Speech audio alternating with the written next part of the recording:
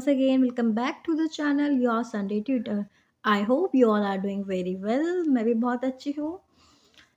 आज हम क्या स्टार्ट करने वाले हैं? आज हम स्टार्ट करने वाले हैं क्लास 12 की फ्लेमिंगो बुक की फर्स्ट पोम जिसका नाम है माई मदर एट 66, जिसकी पोइटेस हैं कमला दास. ये पोम काफ़ी सिंपल वर्ड्स में लिखी हुई है and it's very easy to understand this poem. Poem start करने से पहले ऑथर के बारे में पढ़ लेते हैं.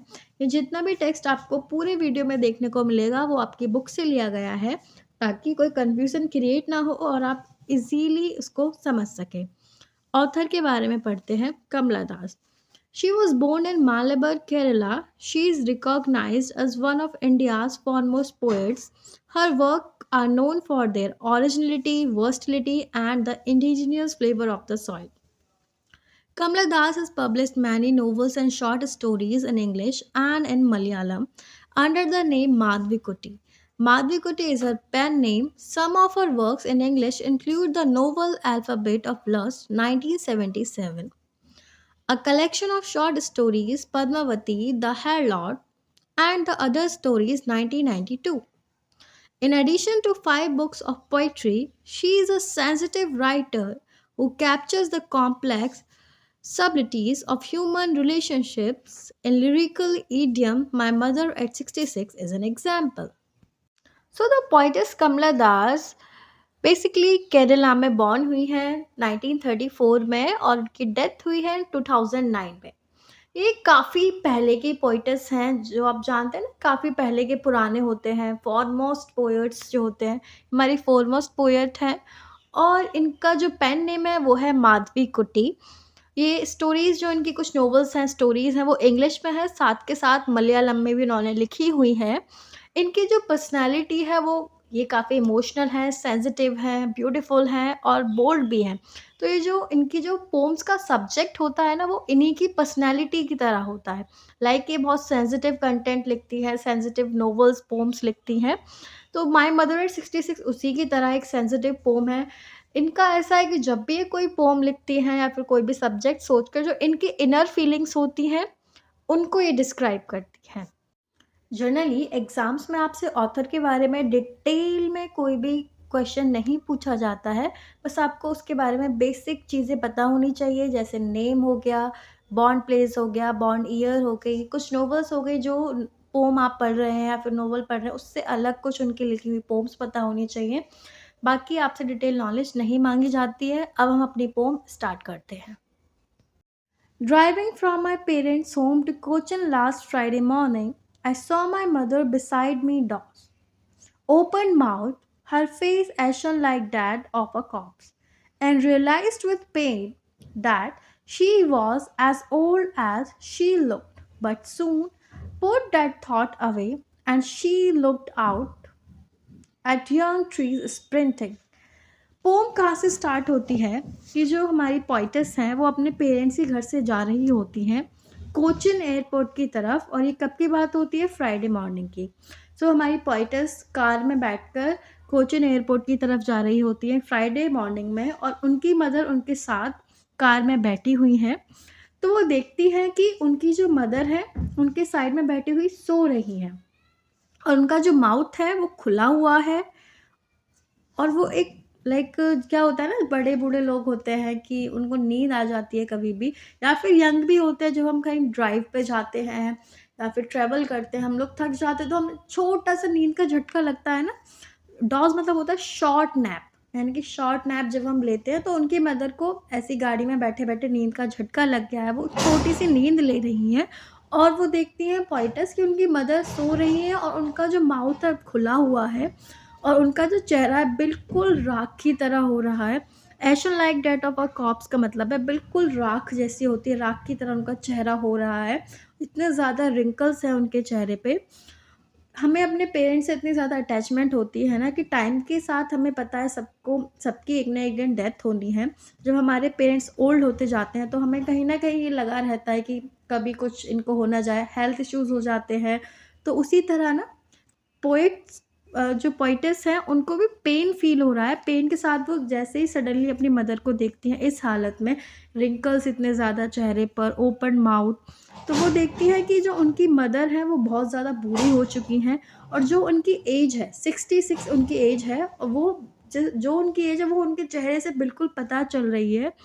तो उनको ये पेन रियलाइज़ होता है कि उनको डर कहीं न कहीं बैठ जाता है कि कभी भी मेरी मदर की डेथ हो सकती है या फिर उनको अपनी मदर को खोने का डर लगा रहता है उस टाइम, उनको उस स्टेट में देख के वो रियलाइज़ करती हैं।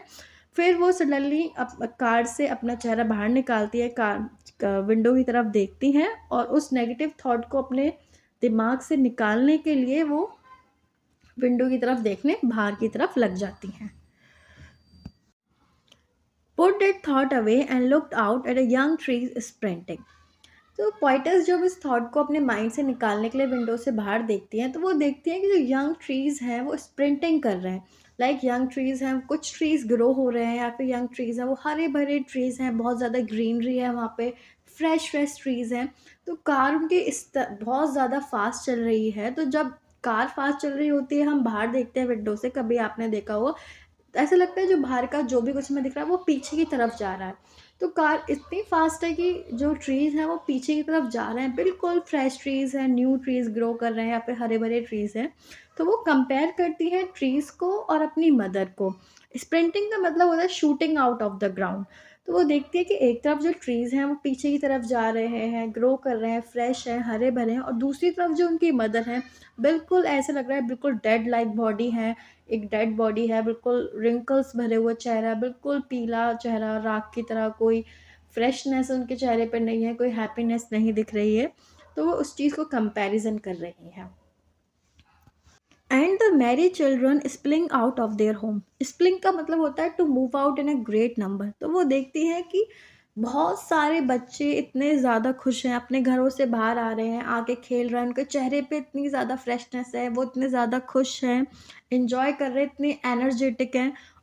तो वहाँ भी वो क्या कर रही हैं, वो उन खुश बच्चों से, एनर्जी भरे हुए बच्चों से अपनी मदर को कंपेयर कर रही हैं। But after the airport security check, standing a few yards away, I looked again at her, worn pale. अब जो हमारी पोएटेस हैं वो एयरपोर्ट पहुंच चुकी हैं और सिक्योरिटी चेक हो रहा है और वो अपनी मदर को फाइनली क्या कर रही हैं, एयरपोर्ट पहुंच के सी ऑफ कर रही हैं।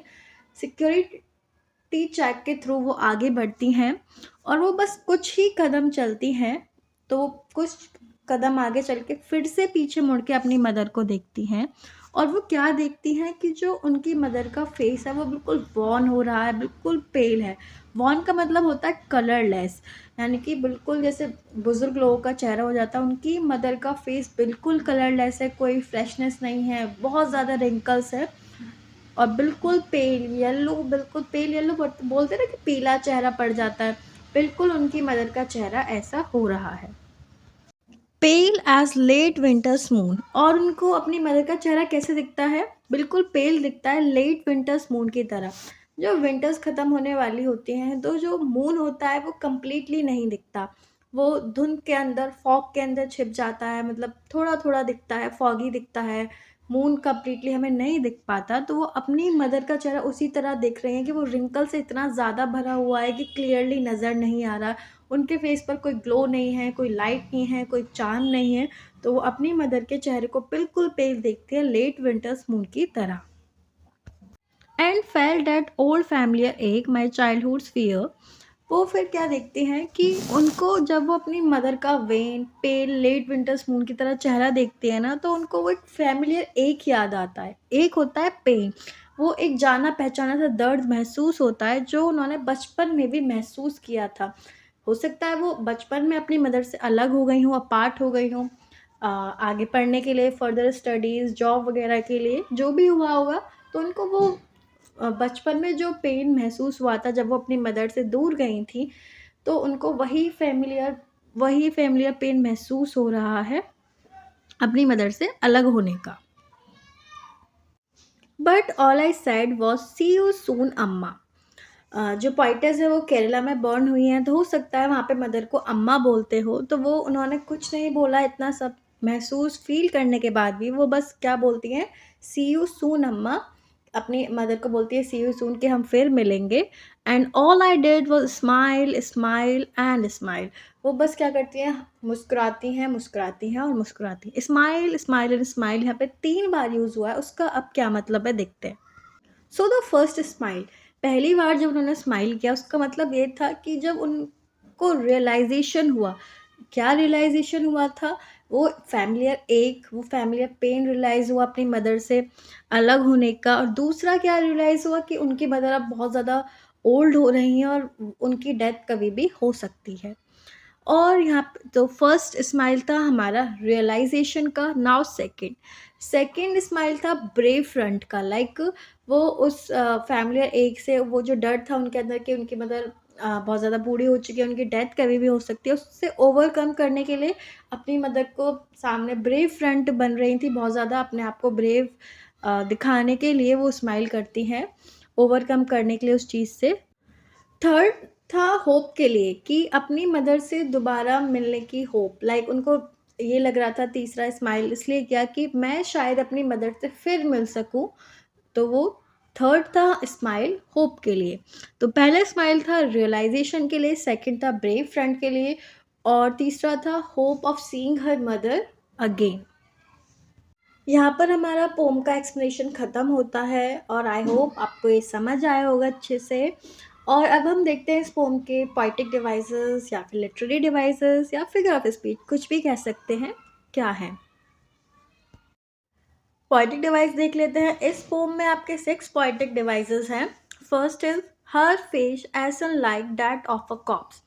इसमें आपका पोएटिक डिवाइस है सिमली। क्यों है, क्योंकि सिमली क्या होता है, सिमली में हम दो चीज़ को कंपैरिजन करते हैं, एज लाइक या फिर देन लगाकर। यहाँ पर लाइक से कंपैरिजन हो रहा है मदर का एक डेड बॉडी से।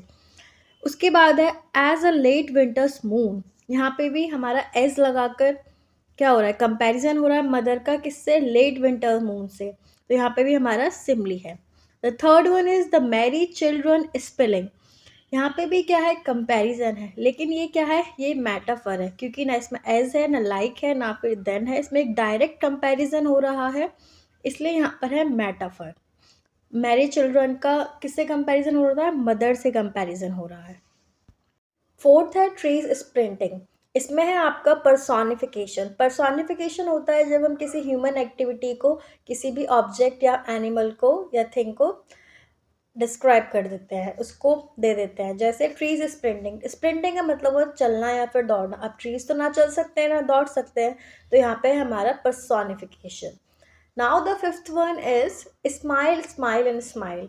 इसमें है आपका पोएटिक डिवाइस रिपीटेशन। रिपीटेशन होता है किसी भी वर्ड या फ्रेज का बार बार रिपीट होना, तो स्माइल स्माइल स्माइल आप देख रहे हैं यहाँ पे बार बार रिपीट हो रहा है।